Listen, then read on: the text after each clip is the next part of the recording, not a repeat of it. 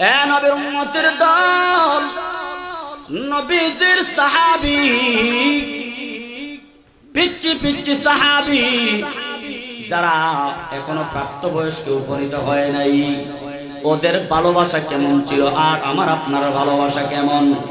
নবীজির এক সাহাবী হযরতে তালহা রাদিয়াল্লাহু আনহু যখনই খবর শুনতেন মদিনাবাসীরা আমার নবী মক্কা থেকে মদিনায় আসবেন, আশিক রাসূলেরা আমার নবীজির সাহাবায়ে কেরাম ওনারা রাস্তায় গিয়া দাঁড়ায় থাকতো আমার নবীকে স্বাগতম জানানোর জন্য, আমার নবীকে আহলান সাহলান জানানোর জন্য, আমার নবীর চেহারা মুবারক দেখার জন্য ওরা পাগলের মতো দৌড়াইতো। সকাল বেলায় ফজরের পরে আমার নবীকে দেখার জন্য ওরা মাগরিব পর্যন্ত রাস্তায় দাঁড়ায় থাকতো।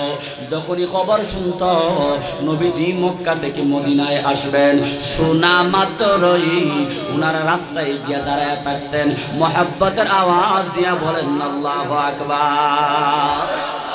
রাস্তায় গিয়া দাঁড়ায় থাকতো ছোট ছোট সাহাবায়ে কেরাম, বাবার হাত ধরে আঙ্গুল ধরে চলে যেতেন।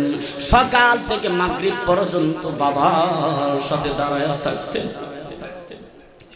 সকাল থেকে মাগরিব পর্যন্ত বাবার সাথে দাঁড়ায় থাকতেন। কারণ আমার নবীজি মদিনায় আসবেন এই সুসংবাদ শুনে আমার রাসূলের চেহারা মুবারকটা একটুখানি দেখতে হবে। আল্লাহু আকবার বলেন না, আল্লাহু আকবার।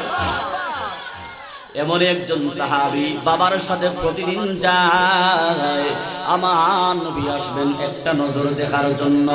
রাসূলের প্রেম আর ভালোবাসা কত বেশি, আমার নবীকে সালাম জানানোর জন্য, স্বাগতম জানানোর জন্য বাবার সাথে প্রতিদিনই রাস্তার কিনারে যায়।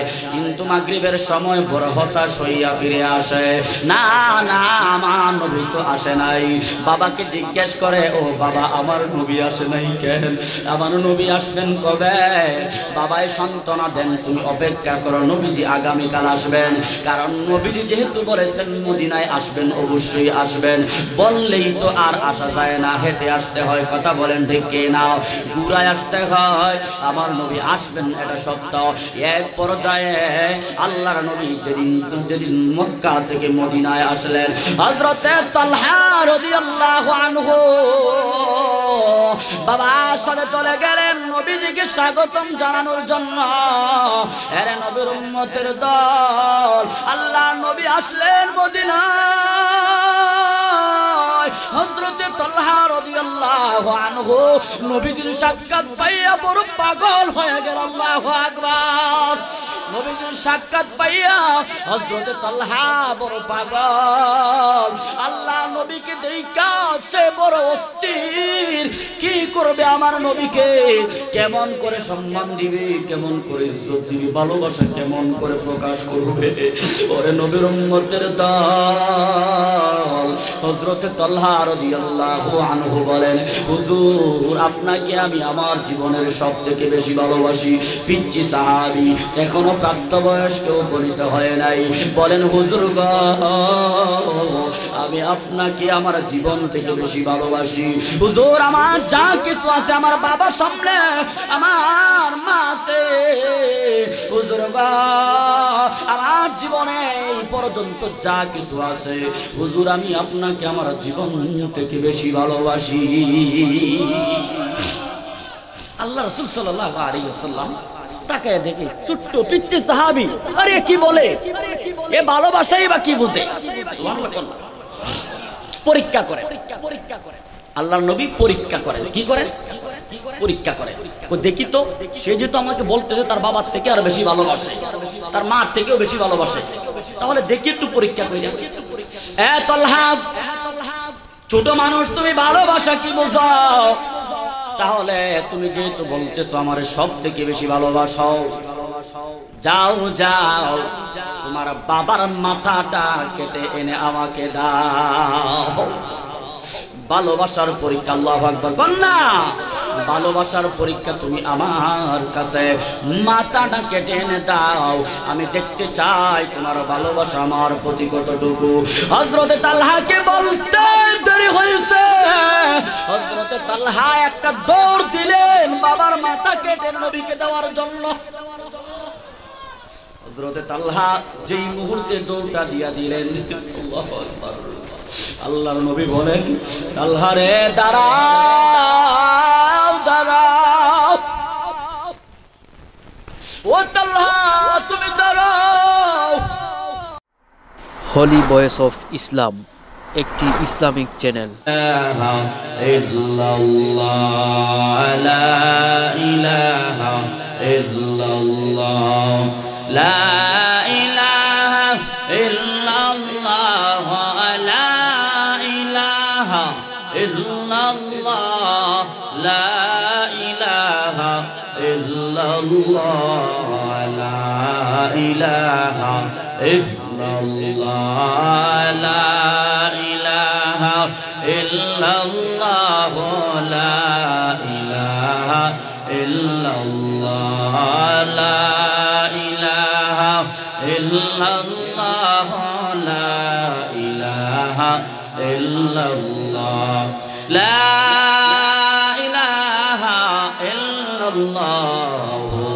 মুহাম্মাদুর রাসূলুল্লাহ। আলহামদুলিল্লাহ, হযরত ইব্রাহিম আলাইহিস সালাতু ওয়াস সালাম টিলারগাঁও নতুন জামে মসজিদের উদ্যোগে 14তম বার্ষিক তাফসীরুল কোরআন মাহফিলে শ্রদ্ধাভাজন সম্মানিত সভাপতি সাহেব, পোস্টারে উল্লেখিত সম্মানিত সভাপতি মহোদয়বৃন্দ, মাহফিলে আগত হযরত উলামায়ে কেরাম, সম্মুখপনে ববিষ্ট আল্লাহ পাকের পিয়ারা বান্দাগণ, রব্বুল ইজ্জতের দরবারে শুকরিয়া জ্ঞাপন করছি যে আল্লাহ রব্বুল ইজ্জত ওয়াল জালাল আমাদেরকে দয়া করে, মায়া করে, ভালোবেসে, মহব্বত করে জিকরুল্লাহর মজলিসে, গুনাহ মাফের মজলিসে আসার বসার তৌফিক দান করেছেন। এজন্য দিল থেকে শুকরিয়া আদায় করি, জোরে সোরে বলি আলহামদুলিল্লাহ।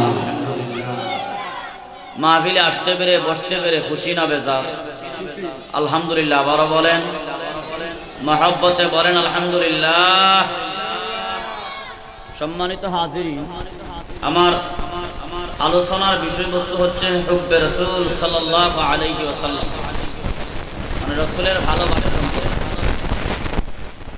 সময় খুব কম, 9টার পরে 1 মিনিটও সময় দেওয়া সম্ভব না।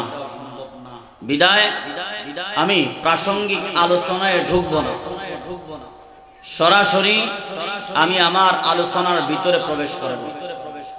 যদি আমি সময় দিতে পারতাম ব্যক্তিগতভাবে, তাহলে আরো না আপনার 5-7 মিনিট 10 মিনিট ভূমিকা নিয়ে কাটাইতাম।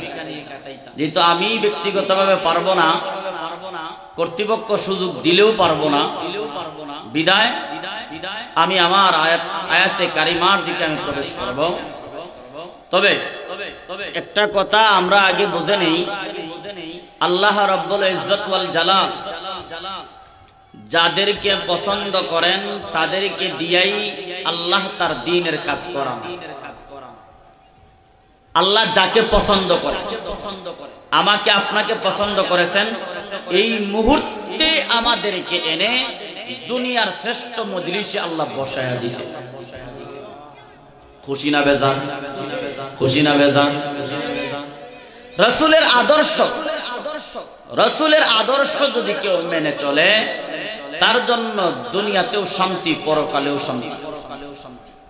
কারণ আল্লাহ আমাদের জন্য আল্লাহর রাসূল থেকে উত্তম আদর্শ আর কারো ভিতরে রাখে নাই। আল্লাহ জানায়া দেন, লাকাদ কানা লাকুম ফি রাসূলিল্লাহি উসওয়াতুন হাসানা। আল্লাহ বলেন, আমি মালিক তোমাদের জন্য উত্তম আদর্শ রেখেছি তোমাদের রাসূলের আদর্শের ভিতরে। আরে নবীর উম্মতের দল, এই আদর্শ যদি আমরা, নবীজির আদর্শকে যদি আমি আমার নিজের জীবনের সাথে বাস্তবায়িত করি, আমার নিজের জীবনটা বড় সুন্দর। রাসূলের আদর্শ যদি আমার পারিবারিক জীবনে ফিট করে ফেলি, আমার পারিবারিক জীবনটা বড় সুন্দর। রাসূলের জীবনটা যদি, রাসূলের আদর্শ যদি আমি সামাজিক জীবনে বাস্তবায়িত করি, আমার সামাজিক জীবনটাও বড় সুন্দর। রাসূলের আদর্শটা যদি আমি রাষ্ট্রীয় জীবনে বাস্তবায়িত করি, রাষ্ট্রীয় জীবনটাও আমার সুন্দর। আল্লাহ বলেন, লাকাদ কানা লাকুম ফি রাসূলিল্লাহি উসওয়াতুন হাসানা। আমি আল্লাহ তোমাদের জন্য উত্তম আদর্শ রেখেছি তোমাদের রাসূলের ভিতরে। যেহেতু আমার আপনার জন্য উত্তম আদর্শ কারো ভিতরে রাখিলাম, এই জন্য আমি আপনি আদর্শ গ্রহণ করবো আমার রাসূলের। আমার রাসূলের আদর্শ ব্যতীত আমরা কারো আদর্শ মানতে পারি না। আমরা অমুক নেতা আর তমুক নেতার আদর্শ গ্রহণ করতে পারি না। আমরা মুসলমান, আমাদের একমাত্র নেতা হচ্ছেন মুহাম্মাদুর রাসূলুল্লাহ। কথা বলেন ঠিক কিনা? আমরা আমার নবীর কারণে এই দুনিয়ার বুকে আসলাম, আমরা আমাদের নবীর কারণে দুনিয়ার বুকে আজ বেঁচে আছি। আমরা মুসলমান হইলাম আমার নবীর খাতিরে, পরে নবীর উম্মতের দল। আল্লাহ বলেন, বান্দারে তোমরা আমি আল্লাহকে পাইবা, সহজভাবে পাওয়ার মাধ্যম হলো আমি আল্লাহ তোমাদেরকে জানায়া দিলাম, কুল ইন কুনতুম তুহিব্বুনাল্লাহ ফাত্তাবিউনি ইউহিব্বুকুমুল্লাহ ওয়া ইয়াগফির লাকুম যুনুবাকুম ওয়াল্লাহু গফুরুর রহিম।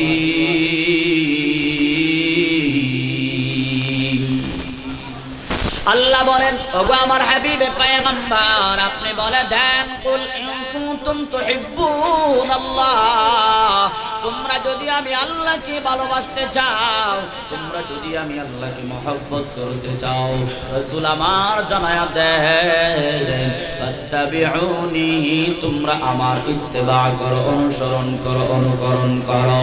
তোমরা যদি আমার ইত্তেবা, অনুসরণ, অনুকরণ করতে পারো, আমি আল্লাহ পাক বলেন আমি তোমাদেরকে জানায়া দিলাম, ইউহিব্বুকুমুল্লাহ, তোমরা আমি আল্লাহকে ভালোবাসলা, তোমরা আমি আল্লাহকে মহব্বত করলা রে মুমিন। তোমরা যদি আমি আল্লাহকে ভালোবাসতে চাও, তোমরা আমার রাসূলকে ভালোবাসো, কারণ হলো আমার পর্যন্ত আসার মাধ্যম হলো আমার রাসূল। তোমরা আমার রাসূলের আনুগত্য করো, ওয়া আতিউর রাসূল, রাসূলের আনুগত্য করো। যদি তোমরা রাসূলের আনুগত্য করতে পারো, আমি আল্লাহকে তোমরা সহজভাবেই পাইয়া যাইবা। আল্লাহকে সহজভাবে পেতে চাও, আল্লাহ বলেন ফাত্তাবিউনি, তোমরা রাসূলের ইত্তেবা করো, রাসূলের অনুসরণ, অনুকরণ করো। যদি করতে পারো, আমি আল্লাহকে তোমরা অনুসরণ, অনুকরণ করলা, আমার রাসূলের কথাগুলি মানলা, মানে আমি আল্লাহর কথাগুলি মানলা। আমার রাসূলের আদর্শ তোমরা নিজের জীবনের আদর্শ বানায়া নিলা, বান্দারে তোমরা আমি আল্লাহকে খুশি করে ফেললা। আল্লাহ বলেন, ওয়া ইয়াগফির লাকুম যুনুবাকুম, তোমরা যদি তোমাদের রাসূলের ইত্তেবা করো, অনুসরণ করো, অনুকরণ করো, আমি আল্লাহ জানায়া দিলাম, ওয়া ইয়াগফির লাকুম যুনুবাকুম, আমি আল্লাহ তোমাদের জীবনের সব গুনাহ খাতা আমি মালিক মাফ করে দিব। আল্লাহ বলেন, আমি কেন মাফ করে দিব জানো? আল্লাহু গফুরুর রহিম, আমি আল্লাহ গফফার, আমি আল্লাহ রহিম, আমি আল্লাহ রহমান। আমার কাজই হলো বান্দা যদি আমার কাছে চায়, আমি বান্দাকে মাফ করে দিব। সুবহানাল্লাহ, তো মহব্বতে বলেন না সুবহানাল্লাহ। ও নবীর উম্মতের দল, আল্লাহ বলেছেন ফাত্তাবিউনি, তোমরা ইত্তেবা করো রাসূলের।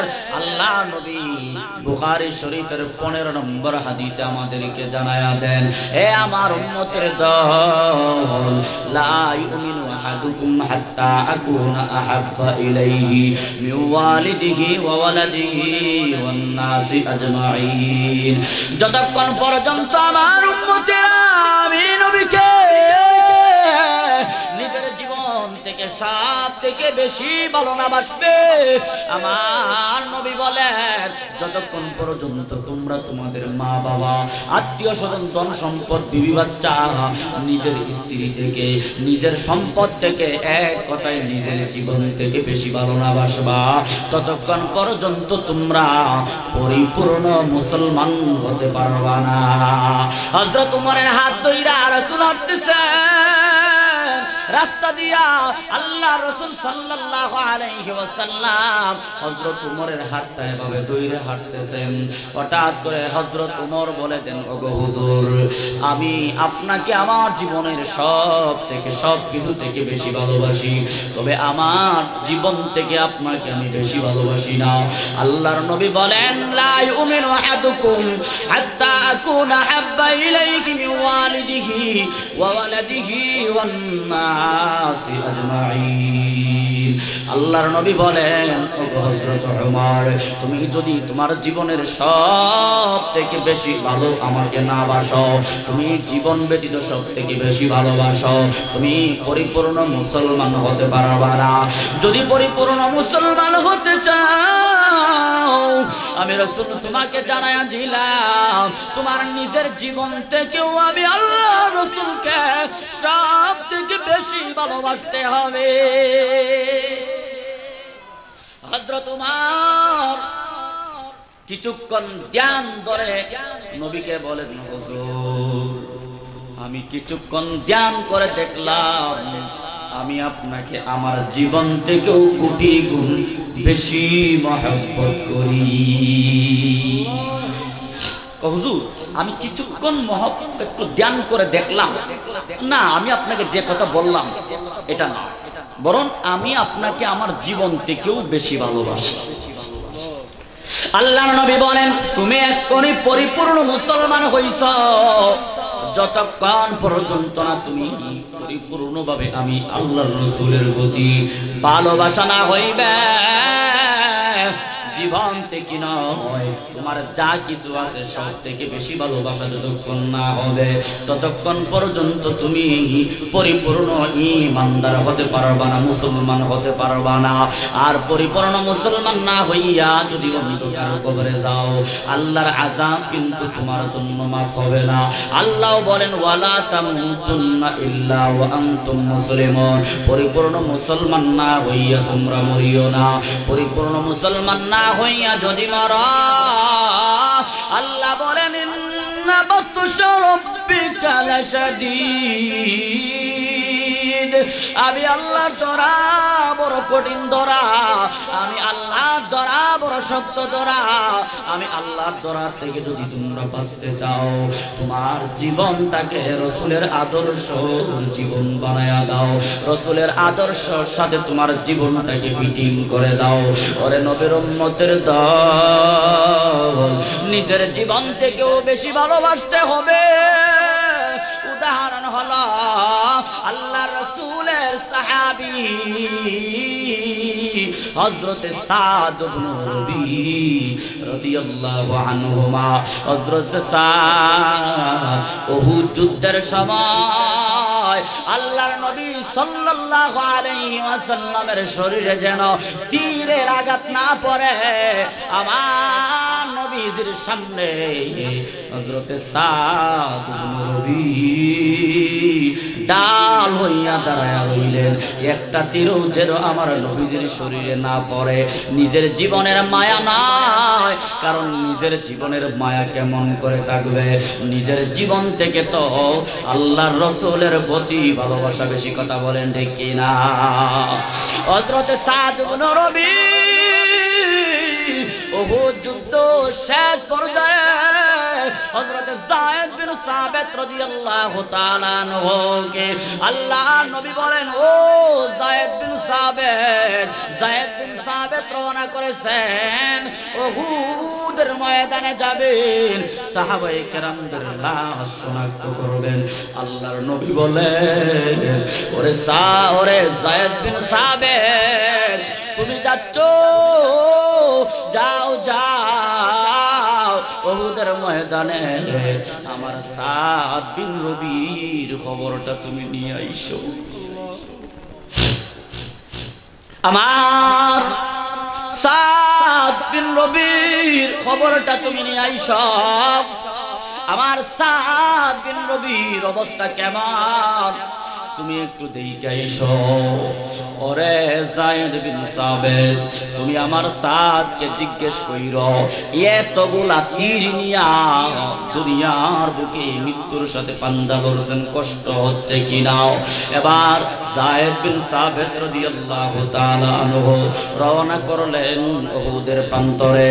উনি গিয়া সাহাবায়ে কেরামদের লাশ শনাক্ত করতেছেন। শেষ পর্যায়ে গিয়া দেখতে পেলেন হযরত সাদ ইবনে রবির মৃত্যুর সাথে পাঞ্জা লড়ছেন। এমন মুহূর্তে হযরত যায়েদ বিন সাবিত রাদিয়াল্লাহু তাআলা আনহুমা বলেন, ও সাদ ইবনে রবি,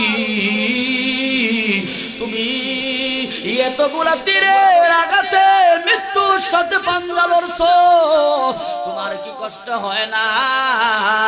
হযরত সাদ ইবনে রবি বলেন, ও যায়েদ বিন সাবিত, আমি 70 থেকে 72টা তীর, কোন বর্ণনায় আছে 12টা তীরের আঘাতে সাদ বিন রবি মৃত্যুর সাথে পাঞ্জা লড়ছেন। এই সাদ বিন রবি এত কষ্টের পরেও বলেন, রে যায়েদ বিন সাবিত, আমি আমার শরীরে 70 নয় 72টা তীর নিয়ে আমি আমার শরীরটাকে আমি নিয়ে মৃত্যুর সাথে পাঞ্জা লড়ছি। ওরে যায়েদ বিন সাবিত, আমার কোনো কষ্ট হয় নাই, কারণ হলো আমি রাসূলের প্রেম আর ভালোবাসায় আমি 70 থেকে 72টা তীর আমার শরীরে নিয়েছি।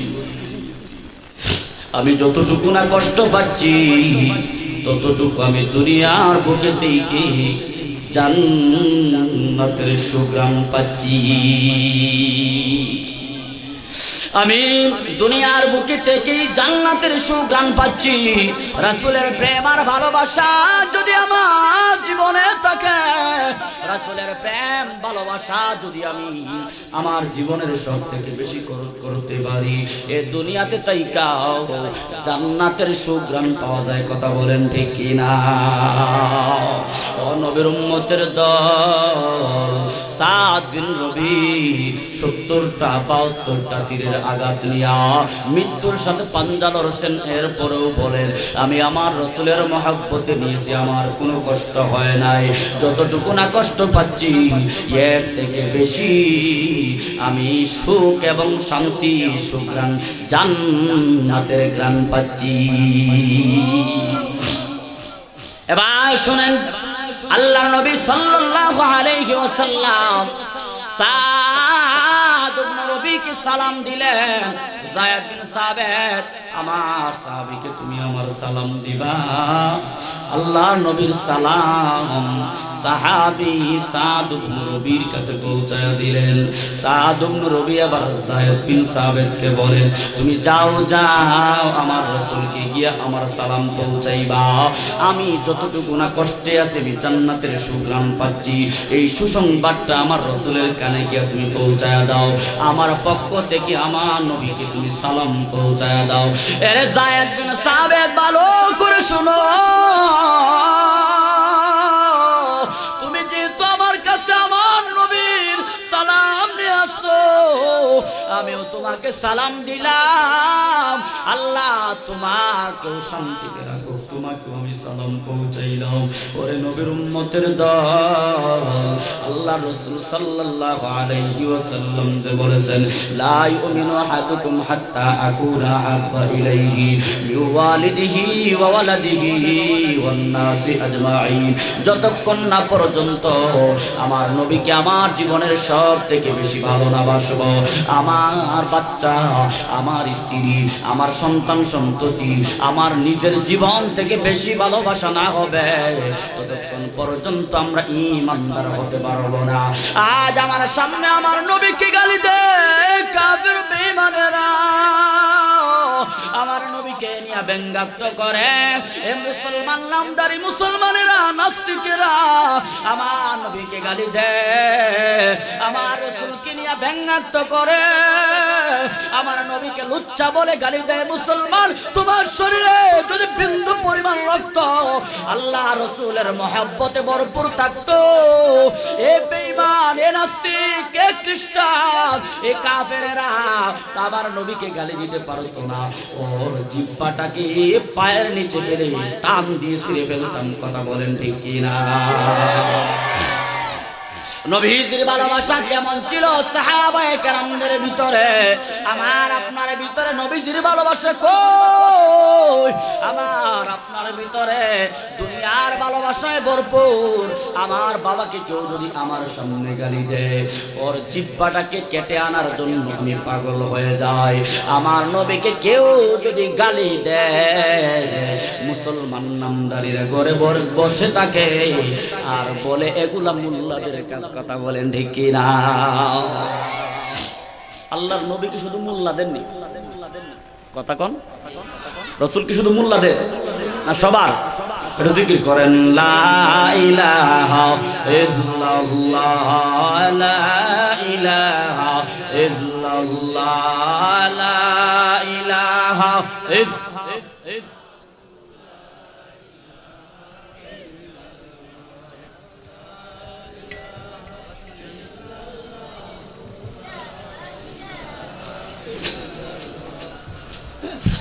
লা ইলাহা ইল্লাল্লাহু মুহাম্মাদুর রাসূলুল্লাহ। চিন্তা করে এই বাংলার জমিনে ৯৫% মুসলমানের দেশে আমার নবীকে নামধারী মুসলমানেরা গালি দেয়, আর আমি আশিকে রাসূল দাবিদার মুসলমান ঘরে বসে থাকি, প্রতিবাদ করতে পারি না। কথা বলেন ঠিক কিনা? ঈমানের পাওয়ার আমাদের এতটুকু নাই। আল্লাহর নবীকে নিয়ে গালি দেয়, আল্লাহর রাসূলকে নিয়ে কটাক্ষ করে, আমার নবীকে নিয়ে ব্যঙ্গাত্ম করে, এমন দুশমনের রাসূলকে দুনিয়ার বুকে রেখে কথা বলা যায় না। তুমি কি আশিক রাসূল, কি আশিক মাওলা, যে আশিক রাসূল তোমাকে নবীজির দুশমনকে ঘৃণা করে ওকে সর্বোচ্চ শাস্তি মৃত্যুদণ্ড এর দাবিটুকু তুমি জানাইতে পারো না? এমন আশিক রাসূল দিয়ে কি হবে? কথা বলেন ঠিক কিনা? এ নবীর উম্মতের দল, নবীজির সাহাবী, পিচ্চি পিচ্চি সাহাবী যারা এখনো প্রাপ্তবয়স্কে উপনীত হয় নাই, ওদের ভালোবাসা কেমন ছিল আর আমার আপনার ভালোবাসা কেমন?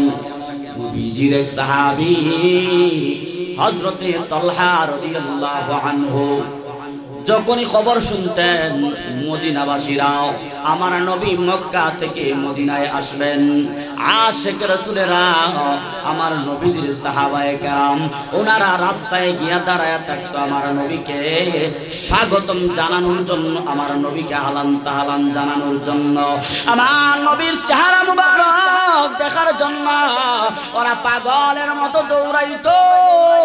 সকাল বেলায় ফজরের পরে আমার নবীকে দেখার জন্য ওরা মাগরিব পর্যন্ত রাস্তায় দাঁড়ায় থাকতো।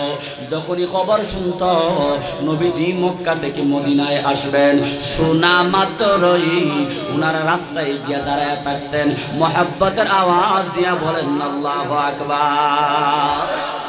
রাস্তায় গিয়া দাঁড়ায় থাকতো ছোট ছোট সাহাবায়ে কেরাম, বাবার হাত ধরে আঙ্গুল ধরে চলে যেতেন। সকাল থেকে মাগরিব পর্যন্ত বাবার সাথে দাঁড়ায় থাকতেন, সকাল থেকে মাগরিব পর্যন্ত বাবার সাথে দাঁড়ায় থাকতেন। কারণ আমার নবীজি মদিনায় আসবেন এই সুসংবাদ শুনে আমার রাসূলের চেহারা মুবারকটা একটুখানি দেখতে হবে। আল্লাহু আকবার বলেন না? আল্লাহু আকবার। এমন একজন সাহাবী বাবার সাথে প্রতিদিন যায়, আমার নবী আসবেন একটা নজর দেখার জন্য। রাসূলের প্রেম আর ভালোবাসা কত বেশি, আমার নবীকে সালাম জানানোর জন্য, স্বাগতম জানানোর জন্য বাবার সাথে প্রতিদিনই রাস্তার কিনারে যায়। কিন্তু মাগরিবের সময় বড় হতাশ হইয়া ফিরে আসে, না না আমার নবী তো আসে নাই। বাবাকে জিজ্ঞেস করে, ও বাবা আমার নবী আসে নাই কেন? আমার নবী আসবেন কবে? বাবাই সান্ত্বনা দেন, তুমি অপেক্ষা করো, নবীজি আগামীকাল আসবেন। কারণ নবীজি যেহেতু বলেছেন মদিনায় আসবেন, অবশ্যই আসবেন, বললেই তো আর আসা যায় না, হেঁটে আসতে হয়। কথা বলেন ঠিক কি না? ঘুরায় আসতে হয়। আমার নবী আসবেন এটা সত্য। এক পর্যায়ে আল্লাহর নবী যেদিন মক্কা থেকে মদিনায় আসলেন, হযরতে তালহা রাদিয়াল্লাহু আনহু বাবার সাথে চলে গেলেন নবীজিকে স্বাগতম জানানোর জন্য। এরে নবীর উম্মতের দল, আল্লাহর নবী আসলেন মদিনায়। হযরতে তালহা রাদিয়াল্লাহু আনহু নবীজির সাক্ষাৎ পাইয়া বড় পাগল হয়ে গেল। আল্লাহু আকবার। নবীজির সাক্ষাৎ পাইয়া হযরতে তালহা বড় পাগল। আল্লাহ নবীকে দেখা সে বড় অস্থির। কি করবে আমার নবীকে? কেমন করে সম্মান দিবে, কেমন করে ইজ্জত দিবে, ভালোবাসা কেমন করে প্রকাশ করবে? ওরে নবীর উম্মতের দল, হযরতে তালহা রাদিয়াল্লাহু আনহু বলেন, হুজুর আপনাকে আমি আমার জীবনের সবথেকে বেশি ভালোবাসি। পিচ্চি সাহাবী, এখনো প্রাপ্তবয়স্ক উপনীত হয় নাই, বলেন হুজুর গো আমি আপনাকে আমার জীবন থেকে বেশি ভালোবাসি। হুজুর আমার যা কিছু আছে, আমার বাবার সামনে, আমার মা আছে, হুজুর গো আমার জীবনে এই পর্যন্ত যা কিছু আছে, হুজুর আমি আপনাকে আমার জীবন থেকে বেশি ভালোবাসি। আল্লাহ রাসূল সাল্লাল্লাহু আলাইহি ওয়াসাল্লাম তাকায় দেখে ছোট্ট পিচ্চি সাহাবী, আরে কি বলে, এ ভালোবাসাই বা কি বুঝে? সুবহানাল্লাহ। পরীক্ষা করে, আল্লাহর নবী পরীক্ষা করেন। কি করেন? পরীক্ষা করে। দেখি তো, সে যেহেতু আমাকে বলতেছে তার বাবার থেকে আরো বেশি ভালোবাসে, তার মার থেকেও বেশি ভালোবাসে, তাহলে দেখি একটু পরীক্ষা করি। এ তালহা, ছোট মানুষ তুমি ভালোবাসা কি বোঝো? তাহলে তুমি যেহেতু বলতেছো আমার সব থেকে বেশি ভালোবাসো, যাও যাও তোমার বাবার মাথাটা কেটে এনে আমাকে দাও। ভালোবাসার পরীক্ষা, আল্লাহু আকবার কন্যা, ভালোবাসার পরীক্ষা। তুমি আমার কাছে মাথাটা কেটে এনে দাও, আমি দেখতে চাই তোমার ভালোবাসা আমার প্রতি কতটুকু। হযরতে তালহাকে বলতে দেরি হয়েছে, হযরতে তালহা একটা দৌড় দিলেন বাবার মাথা কেটে নবীকে দেওয়ার জন্য। হযরতে তালহা যেই মুহূর্তে দৌড়টা দিয়া দিলেন, আল্লাহু আকবার, আল্লাহর নবী বলেন, তালহা রে দাঁড়াও দাঁড়াও, ও তালহা তুমি দাঁড়াও। আমি নবী দুনিয়াতে আসি নাই সন্তান এবং বাবা সম্পর্ক বিচ্ছিন্ন করার জন্য। আমি নবীজি দুনিয়াতে আসলাম বাবা পিতা পুত্রের সম্পর্ক স্থাপন করার জন্য। আমি নবীজি দুনিয়াতে আসি নাই নবীজি এই কথা বলবে তোমার মাথা, তোমার বাবার মাথা কেটে এনো। আমি এর জন্য দুনিয়াতে আসি নাই, আমি রাহমাতাল লিল আলামিন। তালহা রে তুমি দাঁড়ায় যাও, প্রমাণ হয়ে গেছে তুমি আমাকে তোমার জীবনের সব থেকে বেশি ভালোবাসো। প্রমাণ হয়ে গেছে তোমার বাবার থেকেও তুমি আমি রাসূলকে বেশি ভালোবাসো। এ তালহা শোনা শোনা, আমি তোমাকে বলে দিলাম তুমি আমাকে তোমার জীবনের সব থেকে বেশি ভালোবাসো, তুমি আমাকে ভালোবাসো। আমিও নবী ঘোষণা দিলাম আজ থেকে তোমাকেও আমি নবী অনেক ভালোবাসি। আল্লাহ নবী সাল্লাল্লাহু আলাইহি ওয়াসাল্লাম হঠাৎ রাসূলের কানে খবর আসলেন এই হযরতে তালহা অসুস্থ। নবীজি ইয়াদাতুল মারিদ, রোগী দেখার জন্য হযরতে তালহার বাড়িতে চলে গেলেন। হযরতে তালহাকে দেখে নবীজি দেখতে পেলেন হযরতে তালহার অবস্থা ভালো না। নবীজি পরিবারকে বলে আসলেন, ও হযরতে তালহার পরিবার, আমার তালহার অবস্থা তো আমি বেশি ভালো দেখতেছি না। আমার তালহা মনে হয় দুনিয়ার বুকে বেশি সময় থাকবে না। আমার তালহার যদি কোনো কিছু হইয়া যায়, আমার তালহা যদি দুনিয়া থেকে বিদায় নিয়ে চলে যায়, তোমরা আমি নবীকে খবর দিও, আমি নবী তালহার জানাজার নামাজে ইমামতি করব। পরিবারের কাছে বলে আসলেন। পরিবারের কাছে বলার পর হযরতে তালহা কিছু আওয়াজ শুনলেন, নবীজি কি যেন বলে গেছেন। পরিবারের কাছে জিজ্ঞেস করেন, মা বাবার কাছে জিজ্ঞেস করেন, ওগো বাবা, আমার নবী কি বলে গেছেন আমার একটু বলো না। আমার নবী যদি গোপনে আমার ব্যাপারে কিছু বলে থাকেন আমাকে তুমি বলো। বাবাই বলেন, রে সন্তান, আল্লাহর নবী বলেছেন তোর অবস্থা বেশি ভালো না। তুই যদি দুনিয়া থেকে রাতের ভিতরে বিদায় নিয়ে চলে যাস, রাসূলকে খবর দেওয়ার জন্য রাসূল তাৎক্ষণিক তোকে আইসা কাফন দাফন পরাবে, জানাজার নামাজের ইমামতি করে তোকে শেষবারের মতো বিদায় দিয়া দিবি। হযরতে তালহা বলেন, বাবা তাহলে আবার শুনো, আমি তালহা নবীজি আমার জানাজা নামাজের ইমামতি করবে আমি চাই না রে বাবা। কারণ আমার নবীজি আমার জানাজার ইমামতি করতে আইসা মাঝখানে অনেক বেঈমানেরা আছে, ইহুদিরা আছে, ওরা যদি আমার নবীকে আঘাত করে কষ্ট দেয়, আল্লাহু আকবার, আমার নবীকে আঘাত করে ইহুদিরা আছে আমার নবীজিকে কষ্ট দিতে পারে। রাতের বেলায় আমার নবী আসবেন আমার জানাজা নামাজ পড়ানোর জন্য। আমার নবীজি আসার সময় যদি বেঈমানেরা আমার নবীকে আক্রমণ করে, আমি জানাজার নামাজ পড়ায় যে শান্তি পাইতাম, এর থেকে কোটি গুণ বেশি কষ্ট আমি পাইব। ওগো আমার বাবা, আমার নবীকে তুমি যদি আমি আজকে রাতে মারা যায়, আমার নবীকে তুমি খবর দিবা না, কারণ নবীজি খবর পাইয়াই চলে আসবে। আর যদি বেঈমানেরা আক্রমণ করে, আমি নবীজির আক্রমণটা অন্ধকার কবরে গিয়াও আমি শান্তিতে থাকতে পারবো না। আল্লাহু আকবার, মহব্বতে বলেন না একবার। হযরতে তালহা নবী পাক সাল্লাল্লাহু আলাইহি ওয়াসাল্লাম বনু সালেম গোত্রে যাওয়ার আগে আগে আমার নবীজি যে বলে আসছিলেন হযরতে তালহার অবস্থা ভালো না, যে কোনো মুহূর্তে দুনিয়া ছেড়ে চলে যাবে। হযরতে তালহা নবীজি বনু সালেম গোত্রের কাছে পৌঁছার আগেই হযরতে তালহা দুনিয়া থেকে শেষবার বিদায় নিয়ে চলে গেলেন। রাতের বেলায় কাফন দাফন পড়ানো হলো, জানাজা নামাজ পড়াইয়া হযরতে তালহাকে অন্ধকার কবরে রেখে দেওয়া হলো। সকাল বেলায় গিয়া আল্লাহর নবীকে বলেন, হুজুর আপনার তালহা দুনিয়া থেকে বিদায়, নবীজি বড় অস্থির হয়ে গেলেন, হায় রে হায়, আমার তালহা দুনিয়া থেকে বিদায় নিয়ে চলে গেলেন। হুজুর এবার বলেন, তুমি কখন বিদায় হয়েছে, আমাকে তুমি খবর দিলা না কেন? বাবাই বলেন, হুজুর আমি কেমন করে খবর দিব, আপনার সাহাবী তালহা রাদিয়াল্লাহু আনহু সে তো আপনার মায়ায় আপনার মহব্বত বেঈমানের রানী আক্রমণ করে, এই ভয়ে আপনাকে খবর দিতে নিষেধ করেছেন।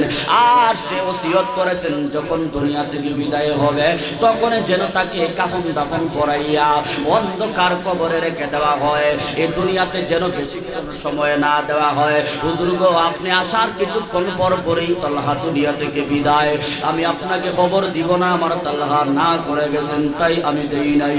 হুজুর গো, এই জন্য আপনার মহব্বতে আপনাকে নিষেধ করতে বলেছেন, আপনাকে না করতে বলেছেন, এই জন্য আমি বলি নাই। অথচ আপনার কদম আমার বাড়িতে যতই পড়বে ততই আমি ভাগ্যবান। আমি চাই আপনার কদম আমার বাড়িতে বারবার পড়ুক। আল্লাহ রাসূল সাল্লাল্লাহু আলাইহি ওয়াসাল্লাম এই কথা শুনে আর থাকতে পারে নাই, টিকে থাকতে পারে নাই। নবীজি সাহাবায়ে কেরামের একদল নিয়া হযরতে তালহার কবরের সামনে দাঁড়ায়া গেল। আল্লাহকে বলেন, আল্লাহ আমি চাই, আমার আশা আমার তালহা যখন আপনার সাথে সাক্ষাৎ করবে, আমার আশা আমার তালহা যেন আপনার সাথে হাসি মুখে সাক্ষাৎ করে, আপনিও যেন আমার তালহাকে হাসি মুখে বরণ করে নেন। কি মনে করেন মাইক আওয়াজ করে কেন? আমার তালহা যেন আপনাকে হাসি মুখে দেখে, আপনিও যেন আমার তালহাকে হাসি মুখে বরণ করে নেন। সুবহানাল্লাহ বলেন না? কি মনে করেন রাসূলের প্রেম ভালোবাসা সাহাবায়ে কেরামদের প্রতি কম ছিল না বেশি ছিল? সাহাবায়ে কেরামদের প্রেম কম ছিল না বেশি ছিল? এবার আসেন, আল্লাহর নবী বলেন, লা ইউমিনু আহাদুকুম হাত্তা আকুনা হাব্বা ইলাইহি মিন ওয়ালিদিহি ওয়া ওয়ালাদিহি ওয়ান নাসি আজমাইন। যতক্ষণ পর্যন্ত তুমি তোমার বিবি বাচ্চা স্ত্রী সন্তান মা বাবা ধন সম্পদ থেকে আমি রাসূলকে বেশি ভালো না বাসবা, ততক্ষণ পর্যন্ত তুমি পরিপূর্ণ ঈমানদার হতে পারবা না। আল্লাহর নবী বলেন, মান আহাব্বা সুন্নতি ফাকাদ আহাব্বানি ওয়া মান আহাব্বানি কানা মাই ফিল জান্নাহ। তোমরা আমি রাসূলের একটা সুন্নতকে ভালোবাসবা, তোমরা আমি আল্লাহর রাসূলকেই ভালোবাসলা, আর যারা আমি রাসূলকে ভালোবাসলাম তারা আমার সাথে জান্নাতুল ফিরদাউসে একাকার হইয়া জান্নাতের মেহমান হইবা। মান আতাআনি ফাকাদ আতা আল্লাহ ওয়া মান আসানি ফাকাদ আসাল্লাহ। তোমরা যদি আমি রাসূলের বিরোধিতা করো, আল্লাহর বিরোধিতা করলা, তোমরা যদি আমি রাসূলের দুশমনি করো, আমি আমার আল্লাহর দুশমনি তোমরা করলা, আর যদি তোমরা আমার ইতাআত করো, আল্লাহর ইতাআত করলা, আর যদি তোমরা আমার অনুকরণ করো, তোমরা আল্লাহর আনুগত্য করলা, অনুকরণ করলা, ও নবীর উম্মতের দল। ওরে ভাই, আজ আমি আমরা বড় আশিক রাসূল বলে দাবি করি, কিন্তু আশিক রাসূলের চিহ্ন মাত্র আমাদের ভিতরে নাই। আমি আশিক রাসূল, আমি আশিক মাওলা, কিন্তু আযান হয়ে যায় আমি আশিক রাসূলের একজন খাঁটি নবীর উম্মত। আমাকে আযান মসজিদে নিতে পারে না, আমাকে খারাপ কাজ থেকে বাঁচাতে পারে না। আমি আশিক রাসূল, আমাকে আশিক রাসূলের সুন্নতটা আমি মানতে পারি না। এ দুনিয়ার বুকে আমরা মুসলমানেরা আল্লাহর রাসূলের বড় পাগল, কিন্তু রাসূলের পাগল হইয়া রাসূলের শত শত সুন্নতকে আমরা জিন্দা কবর দিচ্ছি, আমাদের তো খবরও নাই। কথা বলেন ঠিক কি না? মুখে মুখে বলবা আশিক রাসূল, অন্তরে তোমার অন্য জিনিস। কবি বলেন, তু যাও সুন্নতে আহমদ কুজাবা মুহাম্মদ কাইবদ নিসবত রাকার শৈতা মে কোনে নামত ওয়ালি গরওয়ালি লানতাস্তে বরওয়ালি হাম সুরাতো হাম সিরাত মুস্তফা কর তমামি হালে ও ইত্তিবা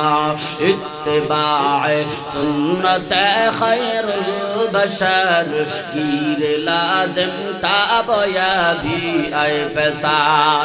তুমি মুখে মুখে বললা আমি আশিক রাসূল, কিন্তু বাস্তবে তোমার কথার কাজের সাথে মিল নাই। কবি বলেন, এর মতো বড় বাটপাড়ার চিটার কেউ নাই। তুমি যদি আশিক রাসূল হতে চাও, তোমার নিজের জীবনটাকে রাসূলের জীবনের সাথে মিলায়া নাও, তোমার নিজের আদর্শকে রাসূলের আদর্শের সাথে মিলায়া নাও। যদি তোমার নিজের আদর্শকে রাসূলের আদর্শের সাথে মিলায়া নিতে পারো, তাহলে তুমি নিজেকে দাবি করতে পারবা তুমি আশিক রাসূল, নতুবা তুমি আশিক রাসূল নামক বাটপার। কথা বলেন ঠিক কি না? আমি যদি বলি আব্দুস সুবহান আব্বাসী, আমি তো আশিক রাসূল, কিন্তু বাস্তবে কথার সাথে কাজের মিল নাই। আমি আব্দুস সুবহান আব্বাসীর মতো বড় বাটপার আর কেউ নাই, কথা বলেন ঠিক কি নাও? আমি যদি আশিক রাসূল দাবি করতে চাই, আশিক মাওলা যদি আমি দাবি করতে চাই, আমি আল্লাহর পাগল দাবি করতে চাই, আমার জন্য নামাজ অপরিহার্য, কথা বলেন ঠিক কি নাও? ওরে নবীর উম্মতের দল, আমরা আজ আশিক রাসূল, কিন্তু স্ত্রীর মহব্বতে দাড়িতে 100 বার খুন করি। কথা বলেন, কথা বলেন। আশিক রাসূল কিন্তু নবীজি এই মদিনায় শুয়ে আছে। আল্লাহর নবী উম্মতদেরকে বলতেছেন, এরে উম্মতের দল, তোমরা দাড়িতে আঘাত করো, প্রতিদিন একবার, সপ্তাহে 3 বার সেভ করো। আমি নবী মদিনায় শায়িত আছি, আমি নবী মদিনায় শুয়ে আছি, আসো আসো তোমরা মদিনায় আসো, দাড়িতে তোমরা খুর লাগাও। আমি মদিনায় তো তোমাদের জন্য আমি নবী অন্ধকার কবরতে জিন্দা অবস্থায় আছি। আল্লাহু আকবার। তোমরা আসরে, আমি নবীজিকে মদিনায় আইসা তোমরা দাড়িতে আঘাত না করে আমি নবীজির কলিজাটাকে তোমরা কেটে নিয়ে যাও। নাউজুবিল্লাহ। এ আশিক রাসূল ভাইরা ভালো করে শুনো, নবীজির বড় পাগল আমার নবী বলেন, এ দুনিয়ার আমার উম্মতের দল, তোমরা দাড়িতে আঘাত করিও না, আঘাত করিও না, আঘাত করিও না। তুমি নবীজিকে তো ভালোবাসাও, আমরা তো নবীজির জন্য এই দুনিয়াতে আসলাম, আমরা নবীজির জন্য অনেক কিছু পাইলাম। আগেকার উম্মতেরা গুনাহ করতো, সাথে সাথে পঙ্গু করে দিতেন আল্লাহ। আগেকার নবীদের উম্মতেরা গুনাহ করার সাথে সাথে ওদের হাত পা বাঁকা হয়ে যেত, পঙ্গু করে দিতেন আল্লাহ। আমার নবী দোয়া করেছেন, গো আল্লাহ তুমি আমার শ্রেষ্ঠ বানায়া, সব নবীদের সরদার বানায়া দুনিয়াতে পাঠাইছো, সব শেষে আমার উম্মত যদি এরকম গুনাহ করার কারণে বাঁকা হইয়া যায়, তেরা হইয়া যায়, বুবা হইয়া যায়, আল্লাহ গো আবার এই তো অপমান। আল্লাহ তুমি আমার উম্মতকে তাদের গুনার কারণে তাদের হাত পা বাঁকা করে দিও না, পঙ্গু করে দিও না। আল্লাহু আকবার কোন। আমার উম্মতকে তুমি উপস্থিত, আমার উম্মতকে তুমি শাস্তি দিও না। এর নবীর উম্মতের দল, আজ আমি আপনি আমার রাসূলের দোয়ার বদলতে এই দুনিয়ার বুকে নাফরমানি করেও বেঁচে থাকতে পারি। আল্লাহর নবী বলেন, তোমরা দাড়িতে আঘাত করো, আমি রাসূলের কলিজায় আঘাত করার সমান। নাউজুবিল্লাহ। কেমন করে দাড়িতে আঘাত করি রে ভাই? স্ত্রীর জন্য তুমি দাড়ি কাটো, নবীজির সাহাবায়ে কেরাম রাসূলের প্রেম আর ভালোবাসায় নবীজির জন্য স্ত্রীকে হত্যা করতে পারতেন, কথা বলেন ঠিক কি না? নবীজির এক সাহাবী অন্ধ, নবীজির সাহাবী কিছু দেখে না, চোখে দেখে নাও। আমাদের সমাজের ভাষায় উনি প্রতিবন্ধী, কথা ঠিক না বেঠিক? উনি প্রতিবন্ধী সাহাবী, কিন্তু নবীজির জন্য বড় পাগল। আল্লাহ নবী সাল্লাল্লাহু আলাইহি ওয়াসাল্লামের জন্য এত পাগল। এই অন্ধ সাহাবী নিজে একা একা চলতে পারে না, অন্যের সাহায্য লাগেই লাগে, কথা বলেন ঠিক কি না? এই অন্ধ সাহাবীর স্ত্রী ছিল নবীজির দুশমন, আল্লাহর রাসূলের দুশমন ছিল তার স্ত্রী সব সময় আমার নবীকে গালিগালাজ করত। যখন সে বাড়িতে যাইতো ঘুমানোর জন্য, তখন সে গালিগালাজ করত। সর্বদাই অন্ধ সাহাবী নবীজির প্রেমে মদিনায় পড়ে থাকতো। চিল্লায় বলেন আল্লাহু আকবার। সব সময় মদিনায় পড়ে থাকতো রাসূলের প্রেম আর ভালোবাসা। তার ঘরেও তার জায়গা হতো না ঘুমানোর জন্য, বাড়িতে যাইত, স্ত্রী গালিগালাজ করত, তুই লুচ্চার সাথে তাকস কেন? আর একটু আসতে বলেন নাউজুবিল্লাহ। নবীজিকে কেন লুচ্চা বলতো আপনারা জানেননি? নবীজি একাধিক বিয়ে করেছিলেন, 11টা বিয়ে। কয়টা বিয়ে? এই জন্য কি নবী লুচ্চা? নাউজুবিল্লাহ কন্যা দিকে আজও দেখেন সমাজ যদি কেউ একাধিক বিয়া করে এর মানুষ লুচ্চা বলে, কথা ঠিক না ঠিক? অথচ বিয়া ছাড়া শত শত নারীর সতীত্ব নষ্ট করতেছে, এর সমাজের মানুষ বড় বীর পুরুষ বলে, কথা বলেন না কেন? যারা একাধিক বিয়ে করার কারণে লুচ্চা বলা হয়, নিঃসন্দেহে তার ঈমান চলে গেছে। কথা বলেন ঠিক কিনা? কারণ এই লুচ্চা বিয়ে করার কারণে লুচ্চা শব্দটুকু বলা, এটা তো বেঈমানদের খাসলত। কথা কন না কেন? আল্লাহ তাআলার অর্ডার আছে না নাই? তুমি লুচ্চা বলে গালি দিলা, বেঈমানরা আল্লাহর নবীকে লুচ্চা বলে গালি দিত ওই একাধিক বিয়ে করার কারণে। তুমিও যখন এই শব্দটুকু উল্লেখ করলে একাধিক বিয়ের ক্ষেত্রে, তখন তুমি আল্লাহর নবীকেই গালি দিলা, আল্লাহর নবীকেই তখন তুমি গালি দিলা, স্বয়ং আল্লাহকেই তুমি গালি দিলা। আল্লাহকে গালি দিয়া মুসলমান তোমার ঈমান ঠিক থাকে কেমনে? কথা বলেন না কেন? এজন্য সাবধান। স্ত্রী বাড়িতে যাওয়ার পর এই নবীজিকে গালিগালাজ করে, তুমি লুচ্চার সাথে থাকো কেন? লুচ্চার সঙ্গ ছেড়ে দাও। নাউজুবিল্লাহ বলেন। বারন্দ সাহাবী বলেন, এ আমার স্ত্রী, তোমাকে আমি বারবার সাবধান করে দেই, খবরদার আমার নবীকে তুমি গালি দিবা না। প্রয়োজনে প্রতিদিন তুমি আমাকে মারো, আমি স্বামী হিসাবে তোমাকে অনুমতি দিয়া দিলাম, তারপরেও আমার নবীকে কিঞ্চিত পরিমাণ কোনো শব্দটুকু তুমি বলবা না। এই স্ত্রী, তোমাকে শেষবারের মতো সাবধান করে দিলাম, তুমি যদি একবার আমার নবীকে গালি দাও, তোমাকে এই দুনিয়াতে রেখে আর কথা বলবো না।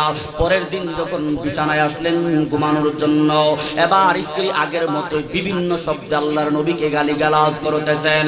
শেষ পর্যন্ত সে আর টিকে থাকতে পারলো না, আগে থেকেই চুরি নিয়ে তার বিছানা বালিশের নিচে রেখে দিলেন। যখন স্ত্রী গালিগালাজ করবে, তখনই তাকে দুনিয়া থেকে বিদায় করে দিবেন। একদিকে বিছানায় শুইলেন, স্ত্রী কানের কাছে এসে বলেন, লুচ্চার কাছ থেকে চলে আসছেন। আওয়াজ দিয়ে বলেন নাউজুবিল্লাহ। আল্লাহ নবীকে কটাক্ষ করে গালিগালাজ করতে থাকে নবীজির দুশমন। এবার অন্ধ সাহাবী, যে ব্যক্তি স্ত্রীর সাহায্য ছাড়া চলতে পারে না, স্ত্রী খাওয়াইয়া দিলে সে খাইতে পারে, স্ত্রী রান্না করে দিলে খাইতে পারে, স্ত্রী তাকে নিয়ে বাথরুমে গেলে সে বাথরুমে যাইতে পারে, এক কথায় নিজে কিছু করতে পারে না, অন্যের সাহায্য লাগে, সে বারা সহ্য করতে পারে না। বালিশের নিচ থেকে তরবারি বের করে স্ত্রী যখন ঘুমালো, স্ত্রীর বুকের উপর ওঠে গর্দনা বরাবর একদম এক আঘাতে স্ত্রীর মাথাটাকে তার শরীর থেকে দুই টুকরা করে দিলে। সকাল বেলায় খবর হয়ে গেল নবীজি ফজরে নামাজ পড়ানোর জন্য রেডি। এদিকে আওয়াজ আসতেছে একটা হত্যাকাণ্ড ঘটেছে। আল্লাহর নবী সাল্লাল্লাহু আলাইহি ওয়াসাল্লাম ফজরে নামাজের পরে ঘোষণা করলেন, তোমরা সবাই বসবা, কেউ যাইবা না।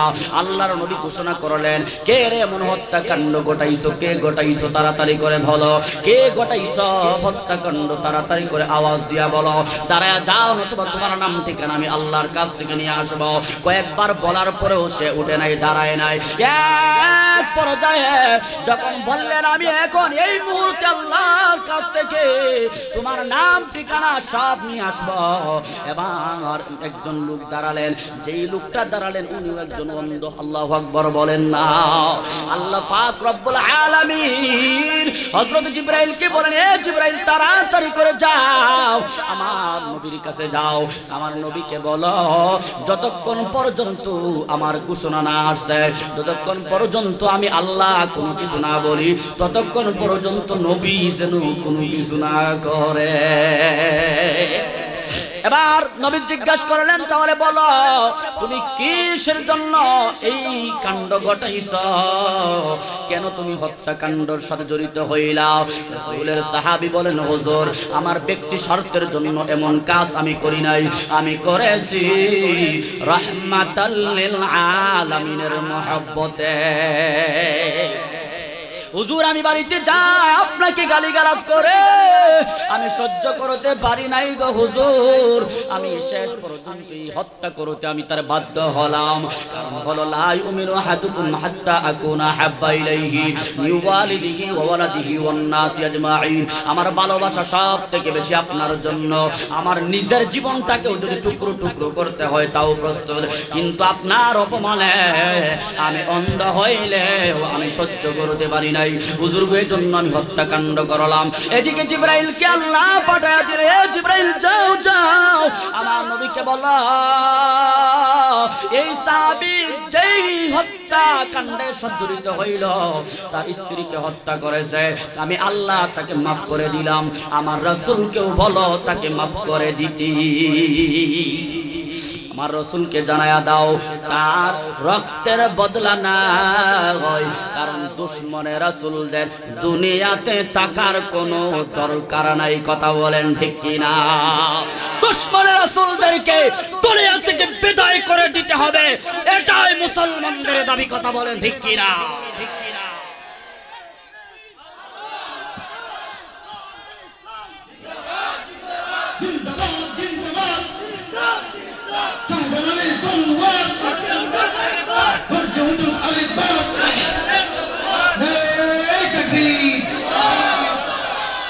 রসুলের উম্মত দাবি করবা, আল্লাহর নবীকে নিয়ে গালিগালাজ করবা, নাস্তিক বেঈমানরা, এই আসাদ নূর ইবলিস সে ভারতের জমিনে বসে বসে বাংলাদেশের মুসলমানদেরকে নাস্তিক বানানোর জন্য মেসেঞ্জারে চাট করে। কথা বলেন ঠিক কিনা? এই আসাদ নূর একটাবার বাংলাদেশে আইসা দেখো না তোমার মতো রসুলের দুশমনকে এই বাংলার জমিনে উপরের দিকে পা টানিয়ে নিচের দিকে তোমার মাথা রেখে তোমাকে এক সেকেন্ডটাও আমরা সময় দিব না। দুনিয়াতে তুমি যা মন চাই তা করলা, ভারতের জমিনে বসে নরেন্দ্র মোদীর কথা শুনে করতে পারো, কিন্তু বাংলার জমির কোন দুশমনের রাসূলদের ঠিকানা অতীতেও হয় নাই, বর্তমানেও হবে না, ভবিষ্যতেও হবে না। কথা বলেন ঠিক কিনা? আল্লাহ আমাদের সবাইকে নবীজির প্রেম আর ভালোবাসায় নিজের জীবনকে সাজানোর তৌফিক দান করেন, বলেন আমিন। ওয়া আখির দাওয়ানা আলহামদুলিল্লাহি রাব্বিল আলামিন। দুরূদ শরীফ সাল্লাল্লাহু আলা সাইয়্যিদিনা ওয়া মাওলানা মুহাম্মদ।